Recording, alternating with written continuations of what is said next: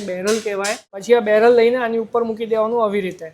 અને હવે આ જો આ એડપ્ટર છે ને આની અંદર આમાં પ્રેસ કર્યું ને હેન્ડલ એટલે આની અંદર ફિટ થઈ ગયું. પ્રેસ કરીશ ને એટલે આ ઉપર ઇંક આવે છે. જુઓ ઇંક આવી અહીંયા સુધી એટલે આપણે આને સ્ટોપ કરી દીધો. બરાબર. ટીપ ફિટ કરશું કે ઇંક બહાર ના નીકળી જાય. બરાબર. તો અહીંયા આપણે આ ટીપ ફિટ કર્યું અહીંયા અને આ બેરલ લીધી, આ ટીપની સામે આ મૂકી દીધું અને પ્રેસ કર્યું, આ ફિટ થઈને રેડી થઈ ગયું. બરાબર. આમાં શું થાય છે, રિફિલ હોય કે બેરલ હોય આની અંદર નાખી દેવાનું. 60 આ સાઈડ 60 આ સાઈડ, રિફિલ વધારે આવશે. આને ચાલુ કરવાની મશીનને કનેક્શન આપીને 1 મિનિટ માટે ખાલી ફેરવવાનું છે. બરાબર. 1 મિનિટ માટે ચાલુ રાખશો મશીન એટલે શું થશે, ઇંકને આગળ ધક્કો વાગશે.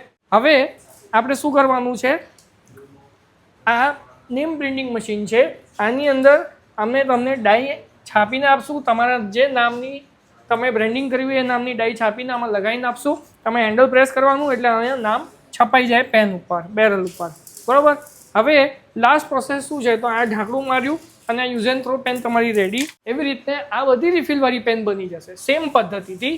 અને આ બધી યુઝ એન્ડ થ્રો પેન છે, સેમ પદ્ધતિથી યુઝ એન્ડ થ્રો પેન આ બધી વેરાયટી બની જશે. અને આ બધાનું તમને રો મટીરિયલ અમારી પાસે જ મળશે. મશીન 20,500માં તમારું પૂરું સેટઅપ આવી જશે 5 મશીનનું.